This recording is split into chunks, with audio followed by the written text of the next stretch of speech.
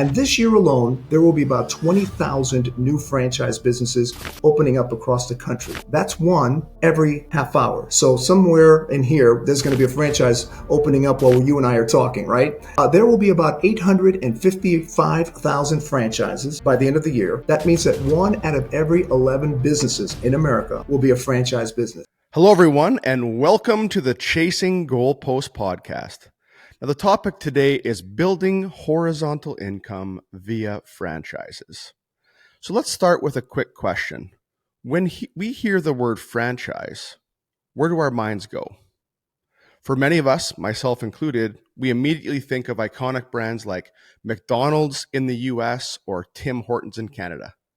But as our guest today will reveal, there's a whole world of franchising beyond those familiar names. We might even get some surprising advice, like why food franchises might not be the right choice for first-time owners. With over 18 years of experience in the franchise industry and now running his own franchise consultancy, we're excited to welcome Bill Rodriguez to the Chasing Goalposts podcast. Welcome, Bill. Hey, thank you, Dustin, for having me on. It's a pleasure, and I look forward to this conversation.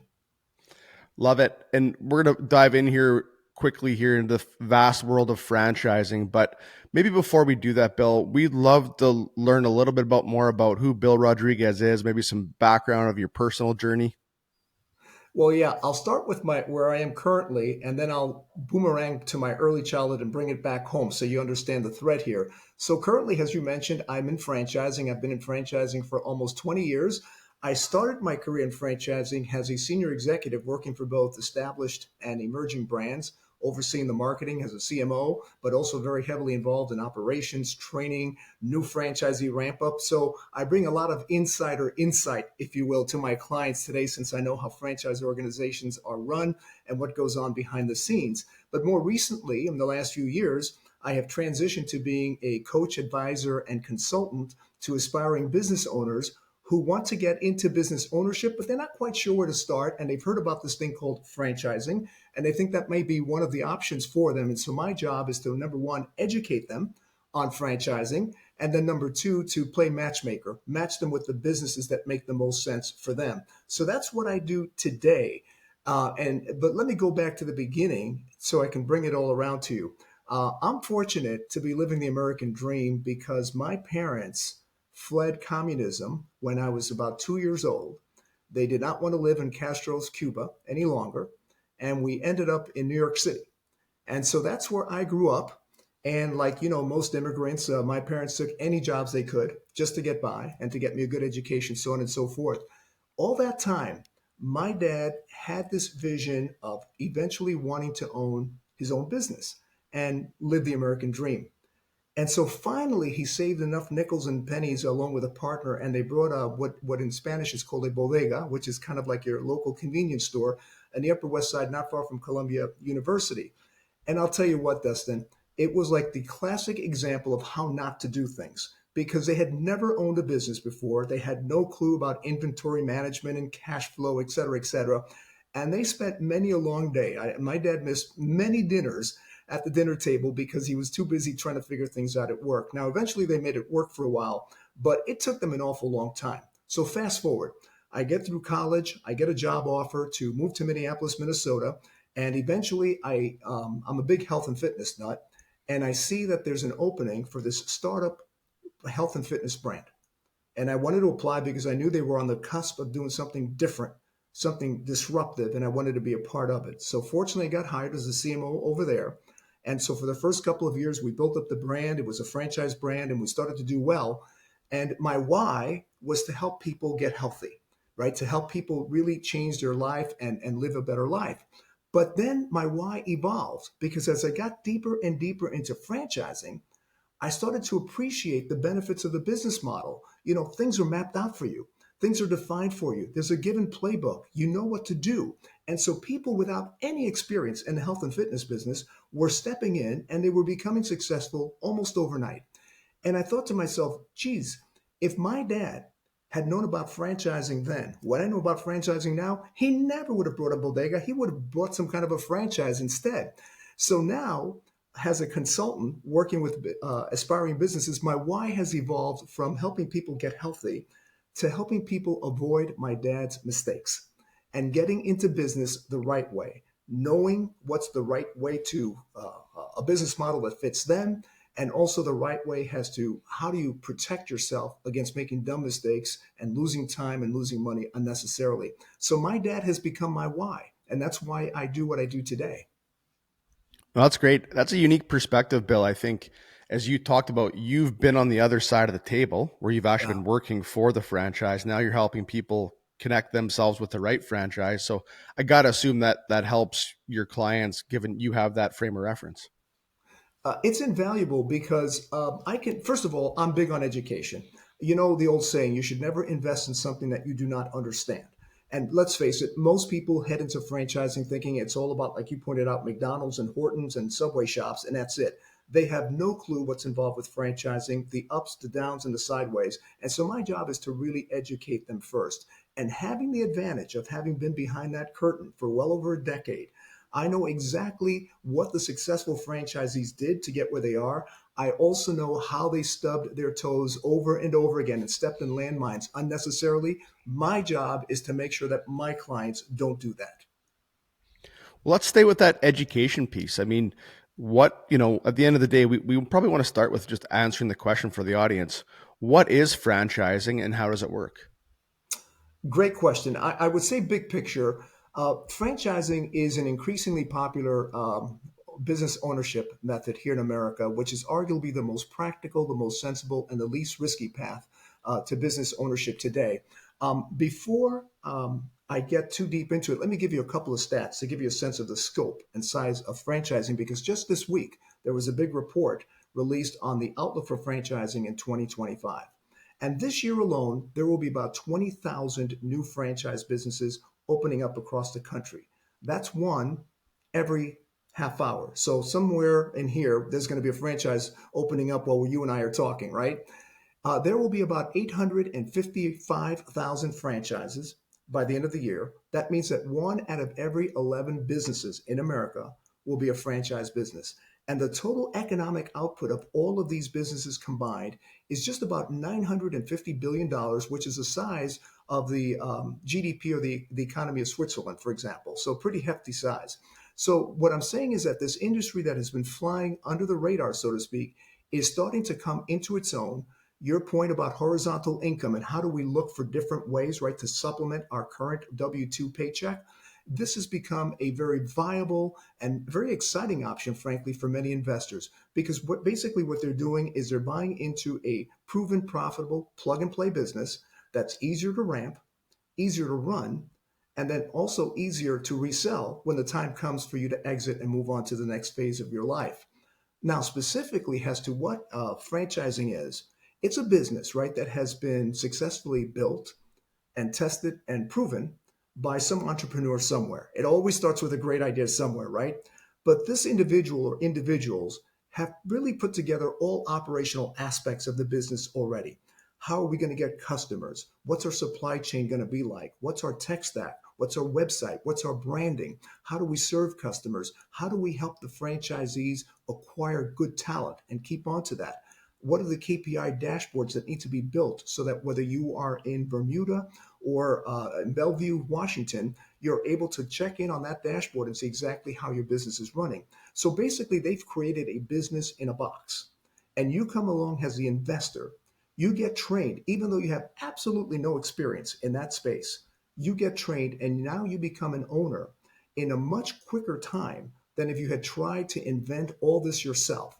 You get up to speed in 3 or 4 months, what might take you, frankly, a couple of years if you were to try to figure this out on your own. So that's really what a franchise is and why it's such an attractive proposition to many investors today. Well, we appreciate that context. And I think when I think about franchises, maybe said differently, this is more maybe in layman's terms, but it's really you're buying into a system and a Yeah. proven system that has worked over and over and over again. And you don't have to go through, as an entrepreneur, you're doing that trial and error maybe for 3 to 5 to 10 years to try and figure out what works. Whereas in franchising, it sounds like you step in. Obviously, there's a lot of hard work to it, and we'll get into that, but Yeah. you're stepping into a proven system. Absolutely. You get the playbook, right? There's a lot of people out there who have great God given and professional skills. They know how to lead, They know how to think critically. They know how to relate to people, get along, but they may not be necessarily experts in a particular industry or a particular field. That's what franchising does. It short circuits all that for you. It gives you the playbook, and you're able to apply your talents to executing that playbook. So they've kind of got bumper guards so you don't fall off the lane, and you're able to get to where you need to go successfully without a lot of trial and error. Again, to my point, my dad, right? You don't have to be my dad. You can just start on first or second base already and not in the batter's box whiffing at the next curveball that comes along. Well, let's build on that. I think, a lot of the people that listen to this podcast are, we say we're earners looking to chase success through mastering money and mindset, Yeah. right? And so I think a lot of the audience here is 9 to 5ers. So you've brought it up earlier, and I brought it up on horizontal income, but typical paths include real estate investing, whether that's rental properties or syndications, dividend stock investing, and as another path for horizontal income. But I think people are probably less common is to think about franchising. And to your point now, it sounds like it's getting more common to the stats you just shared with us, Yeah. a couple minutes ago. But do you have a lot of 9 to 5ers, corporate executives, things of that nature that are looking to build horizontal income streams and come to you looking for that franchise? With an emphatic yes, capital YES exclamation point, particularly since COVID, right? There has been a whole sea change in how we look at work and how work becomes part of our life and how we think about our future legacies and whatnot. And so, yes, there's a lot of individuals who are working that 9 to 5, looking for that gig, if you will, or that side hustle that's going to help them build up. They fall into two categories. They are either individuals who intend to keep their job for the foreseeable future. They like the money they're earning, but they want to now start setting up an exit plan for themselves. What they're doing now, they don't want to do for the rest of their lives. So they want to stand up a business so that 2 or 3 years down the road, when it's reached some sense of maturity, they can hand in their resignation letter and say, see you later. I'm going to become my own boss now. So that is one of the most common methods that we see. The other one is someone who does intend to jump ship. They maybe have their fingers in a lot of pies already. They've already built an empire and they're just looking to diversify their portfolio even further. And they are going to add another franchise investment to their holdings. So those people that are doing kind of exactly what you talked about in the past, I've heard about those as being semi-absentee, but I think you had mentioned something to me in the past too about a term called semi-engaged. Is that a definition that you use in the franchise space? Yes, I think the connotation is much more accurate when you say semi-engaged or semi-involved than semi-absentee, right? Semi-absentee connotes, well, okay, I'm going to be checked out at least a portion of the time, and somebody else is going to run the business for me. No, not a good idea. You're going to be at least semi-involved. You might, from time to time, be able to take your eyes off the ball because you do have a team running the business, but you never want to be totally, totally disengaged. Not if you want success. And so when you ask me what's one of the traits of successful operators in the franchise space, particularly if they're semi involved, they do keep tabs. They do stay engaged in that business even when they're doing something else. It never really leaves their periphery or their line of vision. Yeah, well, that lines up with the whole conversation that we've had in the past around passive versus active, and we're going to get into that here yet in the podcast, so we won't dive too deep into that. But maybe what are some of the examples of popular franchise categories that you'd recommend for these semi-engaged or semi-involved type owners? You alluded to at the beginning here that food probably is the one thing that people think of and immediately associate with franchising, but in effect, it's probably not the ideal first choice for most folks, especially if they haven't owned a business before. Obviously, there's nothing wrong with food businesses, and we love the idea that there's people out there providing that service to us. But generally speaking, there are probably easier, quote unquote, and more profitable ways to get into that first venture. So, in terms of what's quote unquote hot for semi-absentee type owners or semi-involved owners, think of the things and people that we care about, and those are the services that right now are really mushrooming. So our kids, we care about our kids. We want them to have a good education, to grow up right, to have social development, etc. So services and companies that are focused on kids, very hot.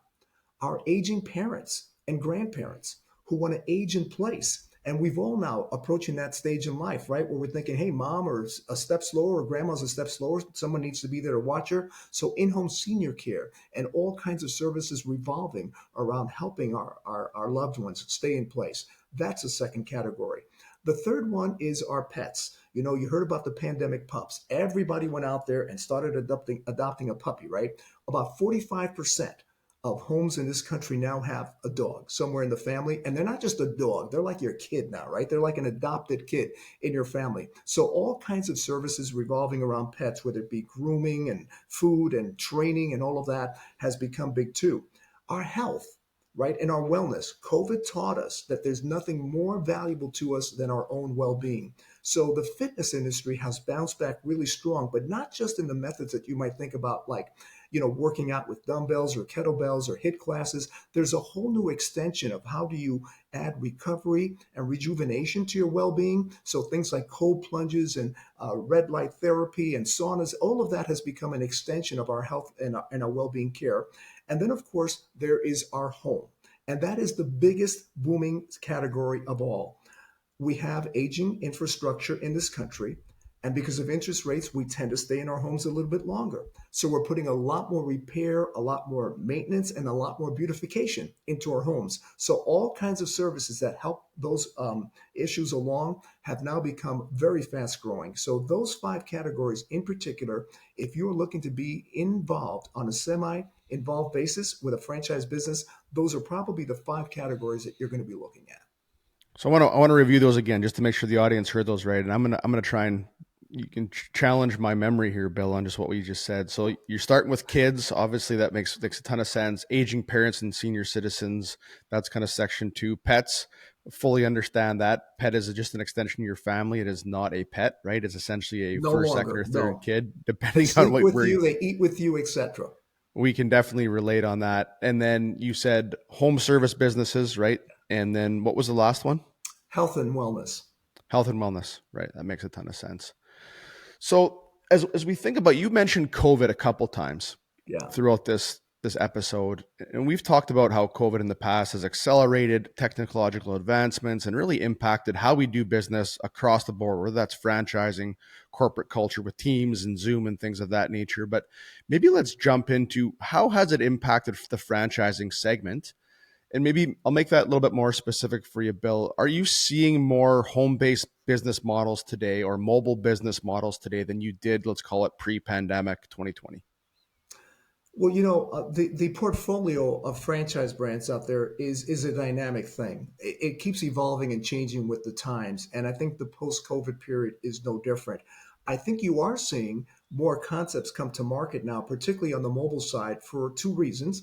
I think people are now gravitating more towards owning their own businesses. You know that the government tracks how many business startup applications there are on an annual basis. Before COVID, they were running at about 3.5 million or so annually. We're now exceeding 5 million in many cases. So there is definitely a bigger awareness of entrepreneurism and a bigger desire for people to control their own destiny, build legacy, and create more wealth on a separate basis. So COVID has accelerated this invention, if you will, of concepts out there that really speak to some of the needs in the marketplace and really speak to the needs of the investor to have more options to choose from. So there's no question that, yes, I'm seeing more of that. I'll be happy to go through a few of the examples that I think we're seeing really catch on as a result. Yeah, and maybe before we get into those, I'm speculating here a little bit with this, but I'm just common sense would say if you look at more mobile businesses, more home-based businesses, I have to assume the investment range for those businesses, obviously, it's franchise specific, but Yeah. those are going to be a little bit lower in initial investment than say a brick and mortar where you're essentially building out a location, you've got a lease, those types of things. Is that a fair assessment? That's a fair assessment. Not only is it going to be less expensive, but you're going to be in business much quicker. So a mobile business is going to run you all in investment of somewhere between, say, 150 to $300,000. Now, most people don't put down all of that in cash. They may put down 20% and then finance the rest through an SBA loan, for example. And then once you get into brick and mortar, you're probably realistically in that 450 and up range as well. Home-based business, you're probably going to be able to launch it once you've signed a franchise agreement in about, let's say, 3 months. Whereas with a brick and mortar location, you have to build, scout the location, build it out, et cetera, et cetera. It could be anywhere from 8 to 12 months before you're finally opening those doors for your grand opening. Okay. No, that makes a lot of sense. So you had mentioned you maybe you want to give us some examples of some mobile or home based business that have evolved since COVID. We'll give you the floor on that one. Well, I'll tell you what, home services, right? We've talked about the fact that home services are exploding for many reasons. An aging housing stock out there. You've got a lot of folks who are time pressed and they don't want to do the work. I'll just pay somebody to come in and do XYZ in my house. You've got an aging population of people who need the help now. They can't change the light bulb. Let's go a handyman, etc. And you've got people who are just spending way more time at home because of COVID. They're working from home, they're living at home, and they need the space to get refreshed somehow, right? So here's a couple of examples of what's happening in that space that really eye open for you the potential. Take something as simple as fencing. Well, when you look around the neighborhoods, fencing is everywhere, but many of us don't wake up in the morning thinking, I want to own a fencing company. But in fact, there are franchise organizations out there right now where you can get into the fencing business from anywhere from, say, 170 to about $200,000. And the average revenue per location, as those locations mature, is running anywhere from $1.5 million to $2.5 million. Do the math on a $250,000 investment to have something that's in seven figures and can scale relatively quickly. You can be in that range anywhere between 2 and 4 years. So that's an example in fencing in the home services. I'll give you a couple of quick more. Flooring. Flooring and painting are the two most common and popular things that happen in people's homes. We have one flooring company where you're going to be in the business for about $200 to $220,000, and they're averaging about 1.6, 1.4 million dollars a year on average. And the wonderful thing about fencing and flooring here, Dustin, is that you don't have to worry about hiring staff because what you're doing is you're using contract labor Mm. to come in and get the job done once it's been sold. You're not holding inventory either. You're ordering the inventory again once a job has been sold. So your overhead is very negligible, which means that your margins can be anywhere from, say, 18 to 25% on these kinds of businesses. Now, those are not sexy businesses. They're downright quote unquote boring businesses. But those are the kinds of businesses in the home services sector that are really starting to get people excited to say, count me in. I'll give you one last one, HVAC. The furnaces always break down. I'm in Minnesota, you're in Minnesota. We know what winters are like in Minnesota. Furnaces break down. And in the summertime, you can't have enough AC and the AC breaks down. HVAC businesses, again, are very popular. There's two or three very strong brands in the franchise space where, again, you can get it for somewhere between 225 to 250,000. And again, you're averaging within about 3 years, 1.2 to 1.45 million dollars, and you have a margin of about 20-25%. Those are very impressive businesses that you can run while you still keep your day job. You're hiring a general manager type of an individual. You're holding them accountable. So you're managing the manager. And because you don't have much labor underneath those individuals, right? You're having contract labor. It's not like you're building up an army of people that you have to supervise from your office. It can stay very manageable. There's many others examples on that side of the street. But in home services, you are finding a lot of people gravitating toward that field because of the ease and the margins that you can use to stand up a business quickly. So that's just one of the five that we talked about, but it'll give you an example of how strong those could be. I like that. That's probably a little deceiving for people. I'm guessing a lot of people don't really understand and know that they're probably thinking, okay, if I'm going to start a flooring business, I need to have flooring inventory, essentially own a flooring store, right? They think they're going to have contractors to lay it down, but essentially what you're saying is you're providing that solution, and it's called maybe play in the middle here a little bit of you're bringing the consumer, you're the platform, you're the solution, you figure everything out for the customer, which is really what they're looking for. And then you contract out all the services, you buy the inventory, you back into the inventory essentially, basis the customer wants. So it's pretty low overhead from that perspective. Very low overhead. And those margins, having those larger margins helps you justify bringing on a general manager and taking on that salary, right? Because you do need someone to be point on that business. And the fact that you do have a pretty generous margin to work with makes it all more tolerable, so to speak, to say, okay, I know I can keep my day job and hire someone to run that business for me because there's enough margin for them to be well compensated and for me to still walk away with a good ROI. Well, let's stay on that kind of topic here, I think, because you kind of just mentioned a few about a minute or so ago about, you're managing the manager, or you're working with the manager, that, low overhead allows you, justifies you to bring on a manager, which probably is going to be what's needed for 9 to 5ers looking to get into franchising, that want to keep their professional career. And I think there's a lot out there that people that really enjoy their careers, like myself, but may want to look at a horizontal income stream down the road, regarding, building that legacy for themselves. So staying with that topic of horizontal income versus passive income, you and I have talked in the past, and we talk about this all the time on the podcast. It is not passive until you hit a certain scale. And I'm guessing with franchise, that means multiple locations with, multiple managers, or maybe a regional management. But as you look at franchising, specifically those people that we just talked about, that those 9 to 5ers, those professionals that are looking to, build this franchise model in parallel to their professional careers, how do you level set on the investment of time required? Because I think that's a big piece that people think. They walk into this thing and say, okay, I'm going to start a franchise, and I'm going to keep my 9 to 5 going. I'm doing, say, it's called 40 to 60 hours at work. And then I'm going to put in 1 or 2 hours in this franchise system. I don't know if that's the reality. So maybe you can give us a little dose of reality here. I mentioned to you that job number one in my profession is to educate the client about what franchising is and to set the proper expectations, right? Because Mhm. without that, you jump to perceptions such as the one that you cited and you come in for a big bubble burst. I can't tell you, when I was a CMO at franchise organizations, how often I got phone calls from irate franchisees that say, Bill, this is not what I signed up for. This is taking me much more time than I ever thought. So here's what I would say to you. If you're planning to be a semi involved franchise owner, up front, you should, at the minimum, expect to be putting in at least 10 to 20 hours a week to get that business stood up. Now, over time, you might be able to wean yourself a little bit from that, particularly if you've hired and you're able to hold on to a very reliable, trustworthy, and well incentivized general manager to do the job on the front lines for you. And if you have a very good franchise, you mentioned before, franchising is all about processes and systems. Some franchisers do that better than others. If you have a franchisor that has the proper processes and systems in place to support that general manager, that takes some of the pressure off of you as well. But I think you would be fooling yourself if you're not planning to put in at least 10 to 20 hours a week. It doesn't have to be during the workday. It could be after work. It could be on weekends, but you're going to be out there promoting that business as well. You're going to be pitching in and checking in, and that's part of your responsibility. Everybody wants to own a laundromat today. Everybody wants to own a car wash today because it's push button management. Man, just open it up. I have one person there. I don't have to worry about it.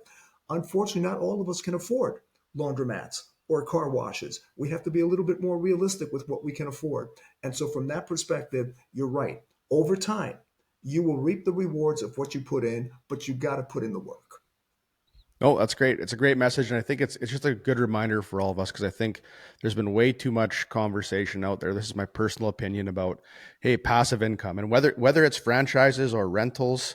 I've owned rentals before. You may have owned rentals before. They're not always passive. Yeah, Yeah. sometimes they're passive in between calls, right? Even dividend investing, we do a lot of that, but there's a lot of, research and things like that that go into that. And there's probably 10 to 20 hours in all of those that people don't see, but they're kind of those silent hours that it's not like you're at an office looking at a computer screen. You might be on site, or you might be, to your point, you could be in Bermuda looking at your KPIs and understanding where things are at, right? So we appreciate a little bit of reality there, because I think people really need to understand what they are getting into, and rightfully so. Their success rate is going to go up if they come in with the right expectations. I'm going to guess you've seen a lot of success when the expectations are aligned out of the gate. Yes, I think once you've been to your first rodeo and you've got the sense of how things work, or you've been well trained by the franchisor, you do succeed. You mentioned rentals, and that was the thing, right? Everybody needed to buy rental properties and just get that passive income. And then we moved on to the Amazon storefronts. We all got to put up the Amazon resale storefronts and just sit back and collect those checks.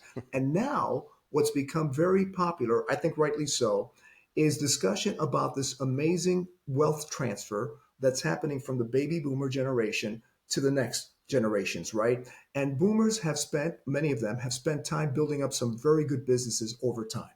Now they're looking to exit. They're looking to sell those businesses. And so the big message out there is, guys, if you do a good job, you can identify some of these businesses that are up for sale. They're cash flowing, they're established, you've got everything in place, and you can get in with a great financing deal. And now you can take over, and voila, just like that, you've got the business going. Well, what they don't necessarily say is this: many of these folks may not have owned businesses before, but they buy into the narrative, understandably. So again, they could get caught in that same trap that says, oh, wait a minute, I didn't realize that even though I've got this cash flowing business and I've got a manager in place, I still got to check in. I still got to pitch in. It's not like I just walk away and start collecting this money. So I think that's going to be the next big wave where we're going to see people saying, I want to buy all these under the radar, boring businesses that I'm being told about, but they forget to think, holy cow, yes, I just had a baby and I got to care for that baby now. I just can't walk away and keep it in its crib. Somebody's got to care and feed for that, even if I have a manager on duty. So later on, if we have time, I'll tell you the story about how you can compare a franchise business and an independent business side by side if you're looking to buy a cash flowing business, and how you can maybe think through that process to make sure you're making the right decision. Well, that sounds really interesting, Dustin. I think, I like this the mention you mentioned boring businesses. That's Yeah. probably a separate podcast episode all on its own, right? Because I think everybody loves the sexiness of startups, and I've worked for startups, and it's a grind. Anybody that's been in a startup understands that. So having those systems in place, and having, let's call it a roadmap built, is going to be really impressive. But why don't you dive into what you just said there? I'm intrigued by that. I want to understand that comparison. So look, I think start with the premise that says, you've convinced me I'm going to buy an existing business. I'm not going to buy a new business and do all that work to stand it up when I can just find a cash flowing business and move on in. So if you do that, it's like walking out into a car lot and you've got two cars staring at you. One is a franchise model and the other is an independent model. They're both resales, right? And they're both available to you. And you're going to look at those and say, which one am I going to drive away? I will make the case that there's 6 reasons why you should drive away in the franchise car than in the independent car. So bear with me while I give you the car analogies. Why? Number one is the road service. When you buy into that franchise model car, it comes with a great road service backup, a headquarters team of experts in marketing, operations, technology, etc., who are always there to back you up whenever you get stuck. You're never alone, there's a backstop there. You don't get that with the independent model. Number two are the shock absorbers. You mentioned before that franchising is all about processes. And I don't want to sound callous, but people should be replaceable in a system that has very good processes. What happens when you buy that independent business and now the owner walks away?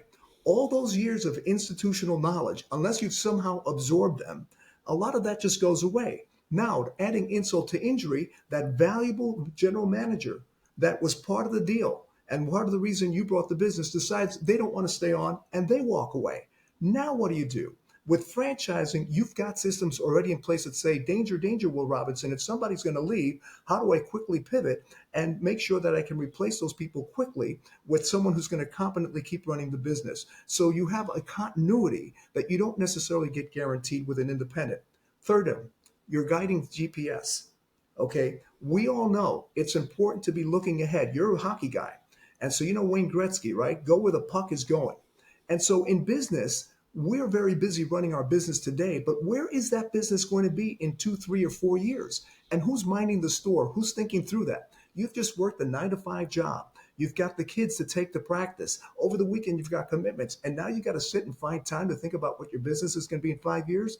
Luckily for you with the franchise model, you've got a team at headquarters. That's all they do is they're thinking through where is that long and winding road taking our franchisees and how are we going to keep them profitable. So you've got a strategic planning team. And the most timely example I can give you there, Dustin, is look at what's happening with AI today, right? Mm. AI being integrated into operations, marketing, customer service, etc. If you're an independent business owner, you kind of sort of have to start fending for yourself. How am I going to get this incorporated into this business? With franchising, you've got a whole team that works on that morning, noon, and night, and you wake up and all of this is already being implemented on your behalf. So that guiding GPS, thinking ahead, is for you. Last three, passengers. If you're taking a long trip, it can get very isolating very quickly when you're the only person in that car driving ahead. So what does franchising do? They put some great passengers in the car with you, like-minded business owners who share the same goals and the shared challenges, and you're able to exchange intelligence and insight and best practices on an ongoing basis. You're never alone on an isolated island. You've always got these folks with you. That is a huge value add when you're trying to move a business forward, and you know you can just pick up the phone and get on a Zoom and talk to a top performer and understand what their secrets are so you can adopt them. Last two things, your off ramp. Because in franchising, you've got a built in buyer group, other franchisees primarily, you can move that franchise once you're ready to exit much quicker than you can if you're an independent business owner. In fact, it's not unusual to have franchise businesses quickly get gobbled up by other franchisees even before they get on the market. So if you find a good franchise on the market, you should probably look at it very quickly because those probably go much sooner. And last thing, resale value or the book value.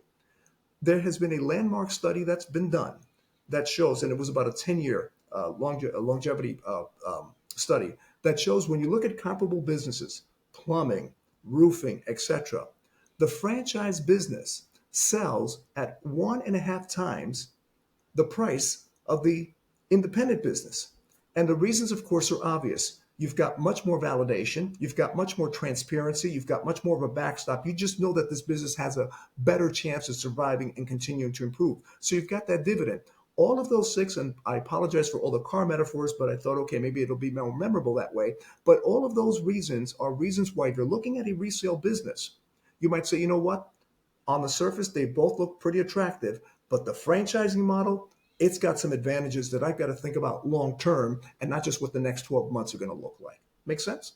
Yeah, no, those that's great. Because I think there's a big movement, as you probably well know, as ETA, entrepreneurship through acquisition these days, Yeah. and so you kind of alluded to it there a little bit in your metaphors. And I love the car metaphors too because it helps people understand that, and that makes a ton of sense. Because the big risk is you buy a 4 or 5 person business, and the owner decides that, hey, I'm no longer a part of this business, I'm gone, and the key employees maybe go with them, and all of a sudden you're sitting there with no systems, no tribal knowledge, to your point, and all of a sudden you've got Who a do you full-time call? job.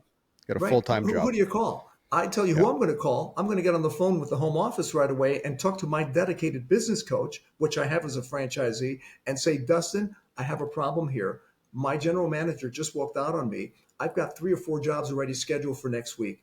Help me walk through this. How am I going to get these jobs done? So you're never alone. You're in business for yourself, but never by yourself. And that is a huge point of difference if you're looking at a franchise model versus an independent business model.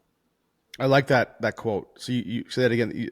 Your business for yourself, but not by yourself. That's Yes, and I actually wish I could take credit for it, but that is a long time saying in the franchise business. And I think once you get to understand the business model, you really do appreciate those words because they are so evident and so true. It is reality for a franchise business owner. for yourself, but not by yourself. So I think everybody in the audience take note of that, because I think everybody kind of always says in the back of their mind, I want to own my own business, but there's a lot of fear there of, what do I do here, here, and here. And so it sounds like, having those systems and those roadmaps are going to be pretty influential if you decide to go down the franchising route. So, Bill, I mean, I think your value precedes you here. In the last 30 minutes, you've given us a ton of information on franchising, but you own essentially a business called Liftoff, which is a franchise consultancy.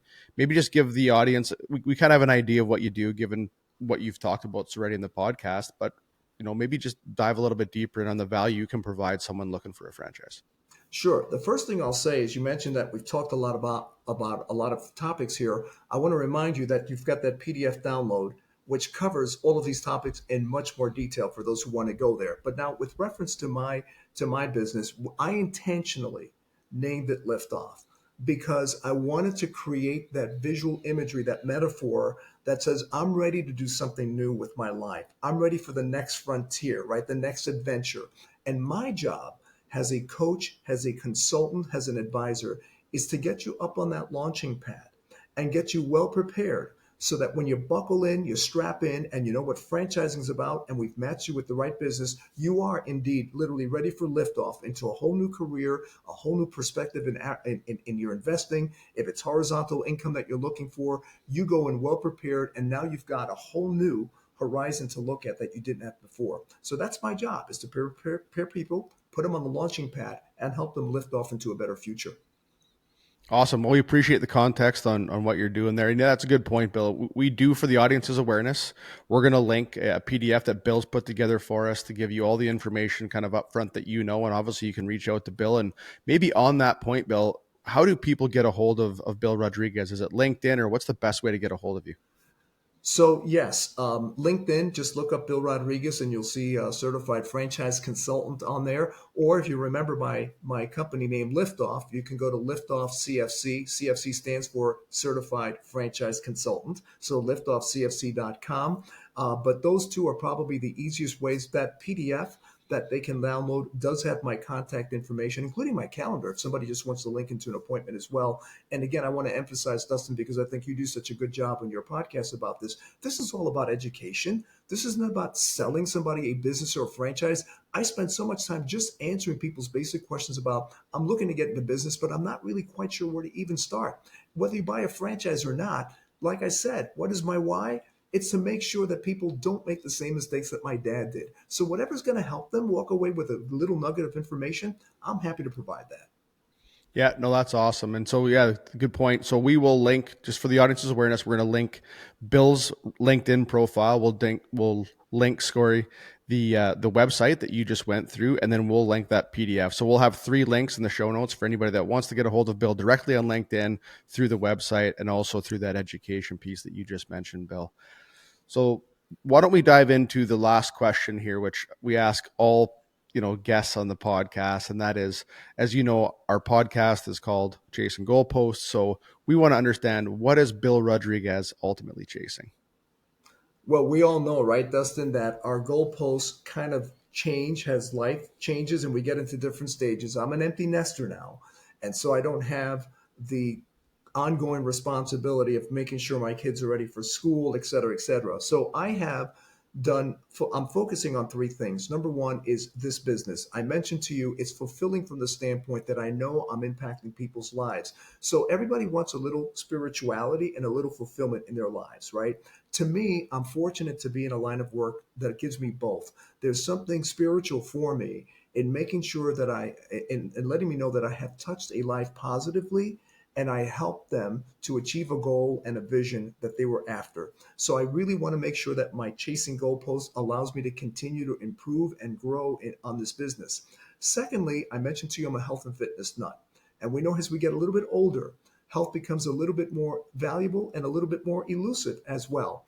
And so, particularly working in a business where I see the value of in home senior care, and I see why that's important because some people just can't even get up off a chair after a certain amount of time. You got to take care of yourself now. So, making sure that I'm the best, healthiest person possible going forward is my other one. And then I happen to be a ballroom dancer. And frankly, I don't spend enough time dancing, and I'm decent. I'm not great, but I'm decent. And so I want to make sure that I devote more time to that, maybe even enter a competitive sphere of that over the next couple of years. So those 3 things are the 3 that I'm focusing on in terms of the goalposts. And hopefully you won't come around and move them and I kick the ball and fall on my butt, but I'm hoping that I can be successful. No, that's awesome. Are we going to see you on Dancing with the Stars anytime soon, Bill? Is that in your future here? Or? Well, I think I was very emphatic in saying that I'm decent, but I am not probably of the caliber where they're going to allow me to pass that audition. But nonetheless, yeah, I would probably try out at some point in time if I got bodacious enough. But for now, I just want to make sure I get from decent to pretty good. No, that's great. Well, you maybe throw that on the bucket list, is getting on Dance with the Stars maybe here. Amen, brother.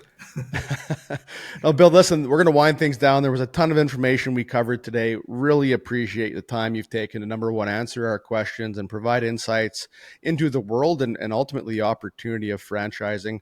The audience knows that we're going to provide all those links that we talked about earlier. Maybe before we sign off, is there anything else you want to leave the audience with? And with that, I'll give you the floor. No, I think we said it before. If you're going to get into a business, particularly on a horizontal income basis as a semi absentee, the attractive piece about the franchising model is that you're in business for yourself, but not by yourself. You've got the backup, you've got the bandwidth that's going to help you manage a business somewhat on a semi involved basis where you don't have to be there all the time. And that's important if you want to grow wealth, but you want to do so responsibly. Thanks very much for those closing comments, Bill. And just a reminder for the audience, you can see all of our disclaimers at www.chasinggoalposts.com/disclaimers. Once again, in business for yourself, but not by yourself. Bill Rodriguez, thanks so much for your time today. Thank you, buddy. It was a great experience. I appreciate it, Dustin. Cheers.